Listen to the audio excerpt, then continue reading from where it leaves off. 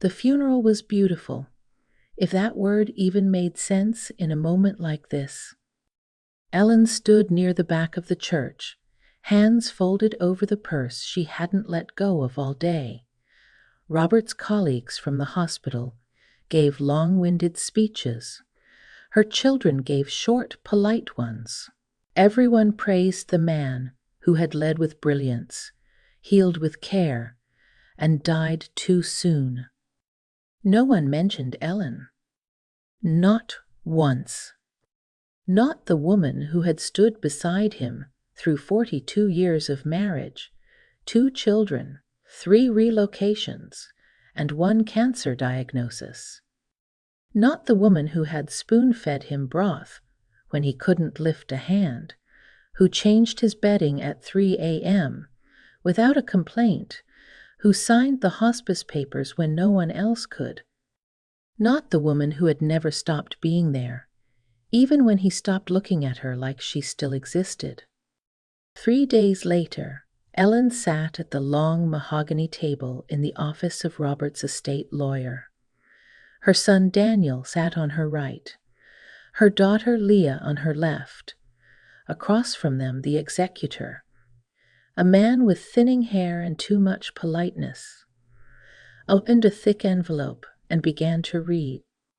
It was surreal how formal it all sounded. Robert's voice, trapped in legalese, cold, clinical. The house would go to Daniel and Leah. So would the joint investments, the medical foundation shares, the car, the beach cottage in Maine. Ellen sat up a little straighter, waiting for her name. Then she heard it. To Ellen, my devoted caregiver in the final years of my life, I leave the Steinway piano and all personal letters to be delivered at the discretion of my children. That was it. No mention of 42 years of marriage, no acknowledgement of partnership, no rights, no home, no security, just a piano. Her own name reduced to a role, caregiver, as if she'd been hired, as if she had been a staff member in his dying days. Then came the final line. And to Vanessa Kingsley, whose support and companionship were invaluable in my final years, I leave. Ellen didn't hear the rest. Her ears roared with heat. The name repeated over and over in her head like a bell with no mercy. Vanessa Kingsley. Her daughter whispered, "Mom." Who is she? Ellen stared straight ahead, blinking slowly. I don't know, she said, but her voice betrayed her. She did know something. After the meeting, she didn't go home right away. She sat in her car in the parking lot for nearly an hour, the windows fogging up around her, the sun slowly dying in the sky. Her hands trembled as she opened the glove compartment and pulled out the folder Robert had once labeled in sharp black ink. Inside, she found 2 documents. 2 wills. One from 3 years ago. One from 2 months before his death. She scanned them both. The old one left her everything they had built together. The new one barely acknowledged her. She sat in that silence, between 2 versions of herself, one he had once trusted with his whole life, and one he had discarded like an afterthought. The pain was too big for tears. Instead, Ellen reached for her phone, opened a browser, and typed slowly. Vanessa Kingsley, Boston, age 50-60. The top result made her heart stop. Senior Administrator, Robert's Medical Foundation.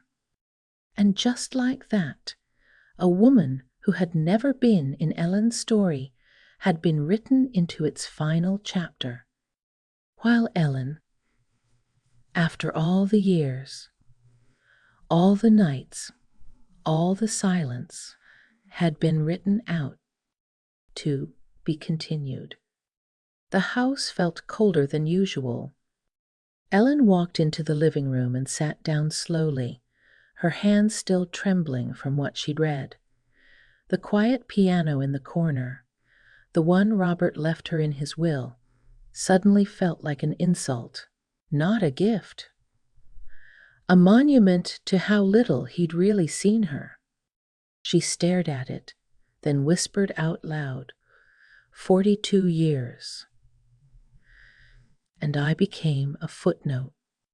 The search for Vanessa Kingsley stayed open on her laptop. The image on the website showed a woman with shoulder-length blonde hair, a smart gray blazer, and a smile that was polished but guarded. Ellen couldn't stop looking at it. She tried to remember the last time Robert had spoken about the foundation. It was his pride and joy. She'd supported it from the beginning, hosting dinners, helping design brochures, proofreading grant applications he never acknowledged her for. But he had stopped inviting her to events about 5 years ago. She had assumed it was because he was tired, or because, as he once joked, you don't need to come to every boring donor thing. Now she wasn't so sure. Ellen picked up her phone and called Margaret. Margaret had been her best friend for nearly 3 decades, and also once a brilliant estate attorney before she retired. When Ellen's voice cracked before she could say more than 2 words, Margaret just said, "I'm on my way." They sat in the kitchen an hour later, the will spread across the table. Margaret read every word carefully. Then she exhaled slowly. "This is wrong," she said. "Not just morally. Legally, too." Ellen raised her eyebrows. Margaret tapped the documents. "Did you know that the original will, this one, was created with full witness and notarization 3 years ago, and this new version, the one that cuts you out, was signed only 2 months before Robert died, while he was on medication and already showing signs of cognitive decline?" Ellen blinked. "He wasn't officially diagnosed." "No," Margaret said. "But that doesn't mean we can't challenge capacity, especially if someone influenced him to rewrite it." Ellen stared down at the papers. "Do you think it was her?" Margaret didn't answer right away. Instead, she said, "You were his wife for over 40 years. In most states, including this one, that entitles you to challenge any late-stage revision that excludes you, especially when there's evidence of declining mental health." Ellen's voice was barely above a whisper. "What if I don't want to fight?" Margaret looked at her for a long moment. "Then don't fight. But don't let yourself be erased either." Ellen nodded slowly. Something inside her shifted. Not anger, not yet, but something firmer than grief. A root taking hold. She walked into the den, opened a drawer in Robert's desk, and found the folder of old anniversary cards they'd saved over the years. The earlier ones were full of affection, his handwriting looped with warmth. Then, somewhere around their 35th anniversary, the tone changed. Shorter messages. Generic. 1 year, just a pre-printed card and his signature. Ellen sat down with the stack, reading them all, one by one. At the bottom of the pile, she found a note from Robert's mother, written to him just after their wedding. It said, Ellen is your compass. Don't forget the woman who kept you grounded. Her hands clenched around the paper. She whispered, not to Robert, but to herself. I didn't disappear. You just stopped looking. And now? She was going to make sure the world saw her again. The sun filtered softly through the kitchen window the next morning as Ellen brewed her coffee, moving slowly, deliberately. She didn't sleep much, but her mind had been wide awake. The piano sat quietly in the corner, its glossy surface catching the morning light. She walked past it with a glance. Not ready, not yet. Margaret arrived a little after 9, briefcase in hand, like she hadn't retired 5 years ago. I did some digging, she said, settling at the dining table like old times. Vanessa's been on the board of Robert's foundation for 7 years, but only became senior administrator 2 years ago, right around when he stopped bringing you to events. Ellen pressed her lips together. And the will? Margaret opened a folder, drafted by the foundation's in-house legal team, witnessed by 2 employees, both work under Vanessa. Ellen exhaled, so she orchestrated it. Hard to prove, Margaret said, but it smells rotten. Ellen looked out the window. He was forgetting names, repeating stories. He once called our granddaughter by the dog's name. Then we have a case, Margaret said. But I need to ask you, do you want to go forward? This isn't about revenge. This is about recognition, legal, financial, and personal. Ellen didn't answer right away. Instead, she stood and went to the den. From the back of the closet, she pulled out a dusty box labeled Robert Letters. She hadn't opened it in years. Inside were handwritten notes, old love letters, postcards from medical conferences, proof that once, long ago, she had not only been seen, but cherished. But the last note she found stopped her breath. It was dated 9 years ago, on their anniversary. You've given me a life I never deserved. I know I don't say it enough, but I see you, Ellen. I just don't always know how to show it. She held it in her hands like something fragile and long forgotten. That afternoon, Ellen walked into the downtown office where Robert's estate attorney, Mr. Creighton, worked. He looked surprised to see her. I wasn't expecting you, Mrs. Ellison. I figured, she said calmly, but I think it's time we talk about the 2 wills. He gestured for her to sit. Everything was filed properly. I didn't come here to argue, she said, sliding both documents across the table. I came to tell you I know what Robert's state of mind was. I also know who influenced that change. And I know what 42 years of marriage entitle me to under state law. Creighton shifted. I'm sure there's a way to settle this amicably. I agree, Ellen said, standing. Which is why I'm giving you 7 days to contact Vanessa Kingsley and inform her that I intend to file for contestation, unless we renegotiate the estate distribution.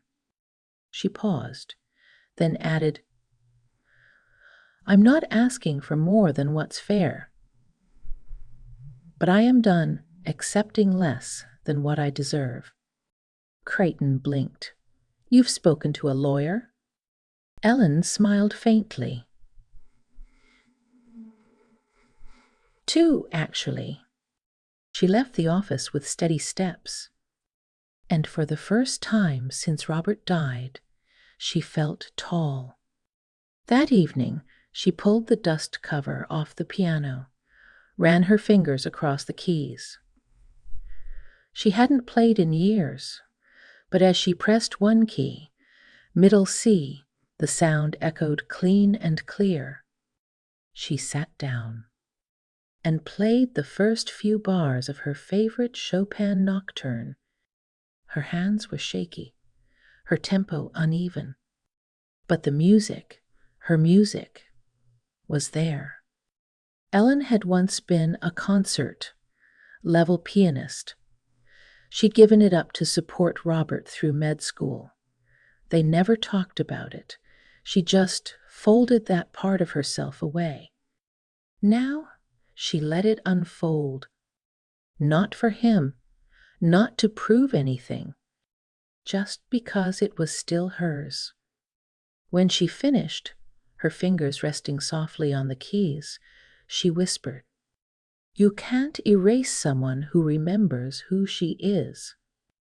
And for the first time in a long time, the silence in the room felt like peace. Ellen stood in front of her bathroom mirror, brushing her silver-streaked hair back into a low twist. It wasn't for anyone else. It wasn't for anyone else. It was for her. The courthouse appointment was in 2 hours. But first, she wrote, every morning now, before the phone calls, the emails, the legal consultations, Ellen sat by the window with a notebook and poured out pieces of the life no one else had cared to archive. She wrote about the small things, the way Robert used to squeeze her hand under the dinner table when their kids told jokes, the time he surprised her with a weekend cabin trip, before such gestures faded into business trips and board meetings. She wrote about the slow fade, how being loved had turned into being tolerated, how she once believed invisibility was the natural cost of growing old. And then one morning, she wrote a sentence that stopped her pen. I stayed. I gave. I witnessed everything. And somehow, I became the one everyone forgot to see. Later that day, Ellen walked into the probate court building with Margaret at her side. They filed the formal request to contest the revised will, citing mental incapacity, undue influence, and contradictory prior intent. Margaret handed the clerk a thick folder of evidence. Emails, notes, handwriting samples, statements from hospice nurses, and even a brief declaration from Ellen's granddaughter, who had quietly noticed how Grandpa didn't remember things right near the end. Vanessa had hired a lawyer. Ellen wasn't surprised. She had money now, a name on a will that wasn't hers to begin with. That evening, Ellen returned home to find her daughter Lee waiting on the porch. Leah looked nervous. Her hands trembled as she held out a manila envelope. I found this going through Dad's things. I think you should have it. Ellen opened it slowly. Inside were old letters Robert had kept, unsent drafts of things he never gave her. One began, Sometimes I wonder if you ever regret tying your life to mine. You sacrificed so much.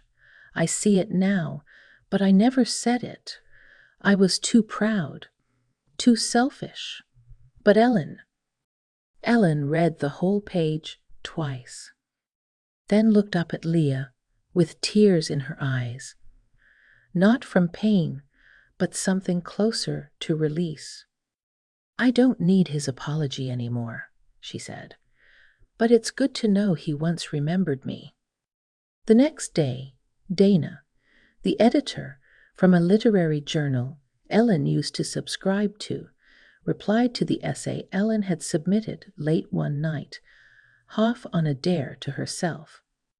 It read, "Dear Mrs. Ellison, your voice is sharp, necessary, and unforgettable. We would be honored to publish your essay in our spring edition." Title suggestion: The Wife Who Stayed. Ellen placed a hand over her chest. She felt it now, not rage, not revenge, but recognition. She was no longer writing to be heard. She was writing to remember herself.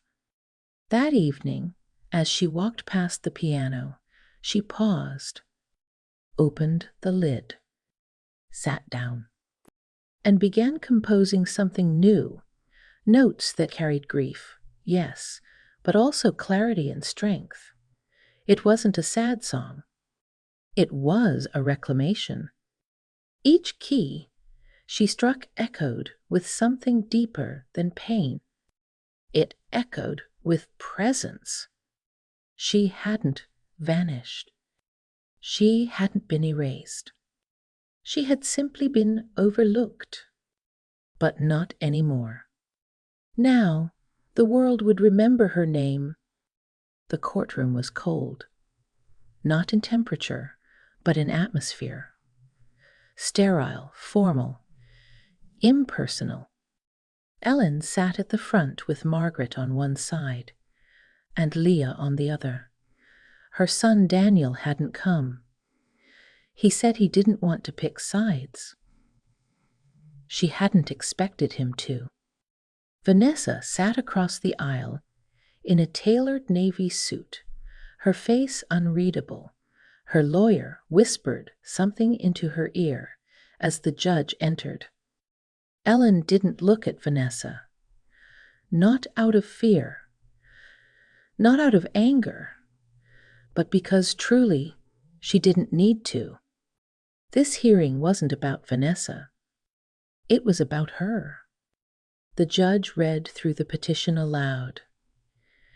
Ellen kept her hands folded in her lap, her breathing steady. She had spent years sitting quietly, listening to other people make decisions. She wouldn't do that today. Margaret stood to speak first, laying out the facts. 2 wills, contradictory intentions, cognitive decline documented in medical notes, witness statements from Robert's care team. Then the judge turned to Ellen. "You may speak now, Mrs. Ellison." She rose slowly, not shaky, not nervous, just ready. "For most of my life," she began, "I was proud to be Robert's wife. I raised our children. I supported his career. I believed in the idea of partnership." She looked toward the judge, voice unwavering. "But in the final chapter of our life together, I was redefined, without my consent, as something else, a caregiver, an assistant, a relic." The room was silent. "I'm not here to punish anyone. I'm not here because of bitterness. I'm here because I was erased from a story I spent 42 years writing, because no woman should have to prove she mattered after a lifetime of being present." The judge leaned forward slightly, listening. "I'm not asking for more than my share. I'm asking to be restored to what I was. His legal partner, his wife, and the woman who remained when everything else faded." She sat down, her heartbeat calm and clean.